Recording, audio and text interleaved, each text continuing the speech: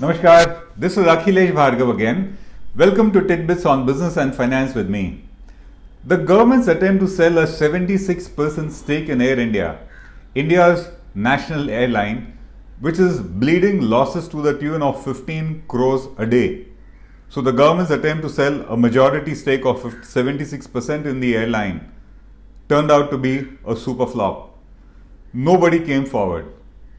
Even though it is said that 160 enquiries were received from intending potential buyers, at the end of it, none of them were willing to put in an offer. This is despite the fact that the government really well went all out to sell the issue. It was a hard sell, it was an aggressive marketing, it was a deal that the government sought to push desperately. Its advisors traveled and met potential buyers all over the globe. Despite that, no offer was received. Great marketing, aggressive marketing can never be a substitute for a bad product, even if, and more so, a bad product with an unrealistic sale offer. It cannot succeed, and that was the story of Air India. No investor, no buyer, no airline came forward with any kind of an offer. We all know that the government is keen to get out of its investments in many enterprises. The government is keen to sell PSUs, public sector undertakings, and the government is keen to not be in the business of business, which it has been in so many units. And that's because all the businesses that the government has been, except a few, have been incurring losses. They have been burning taxpayer money, and the government urgently needs to sell its stake in PSUs.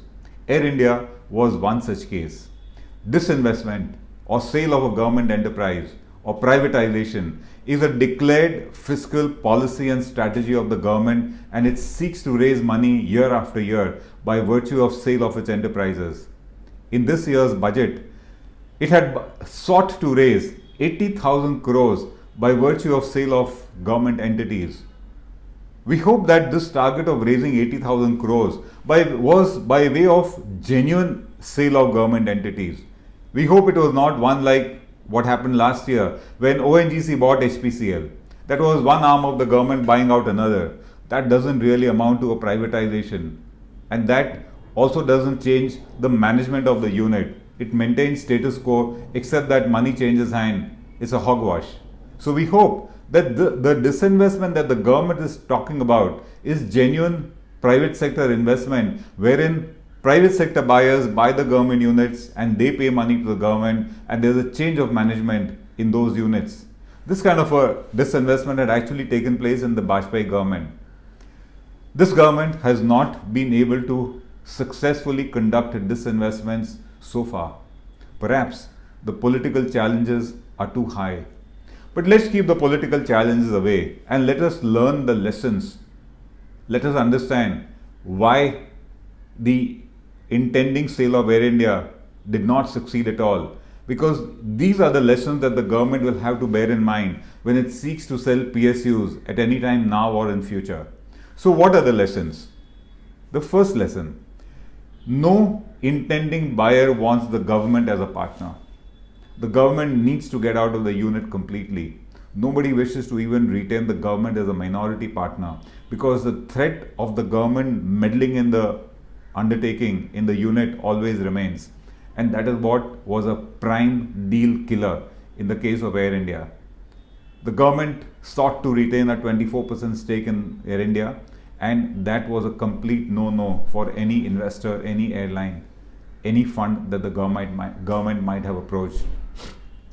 The second factor: whenever you sell a PSU, you need to have a defined balance sheet. Your assets must be known, your liabilities must be known.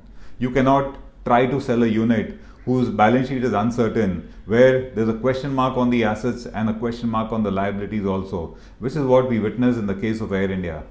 Its liabilities were not completely known. And to top it, there were a number of contingent liabilities whose outcome was not known. And no buyer will want to pay big money and also carry the danger or the risk of meeting future unknown liabilities that might crop up. So, if you want to sell a PSU, Please give a defined balance sheet of assets and liabilities to the intending buyer. The third one is, nobody is going to take over the baggage of the past.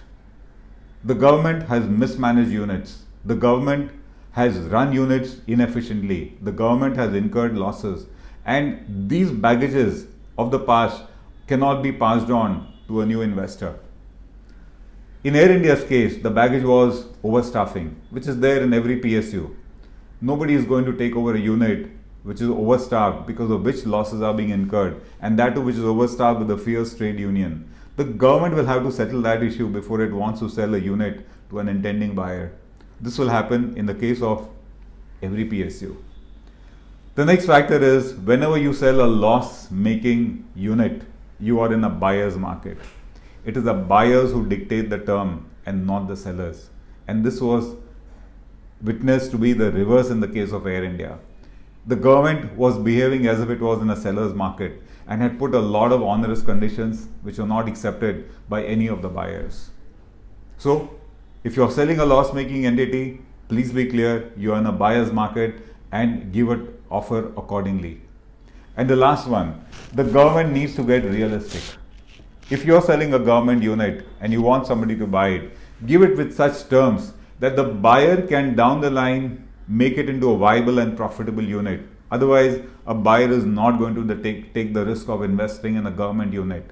So, your offer has to be realistic. Your offer has to give all the flexibility, all the ability to the intending purchaser to restructure, rehabilitate and revive the unit. In Air India's case, the strictures or the conditions put by Air India with the government in the offer were such that flexibility for the buyer to restructure, revive and make the unit profitable was not there. Nobody came forward.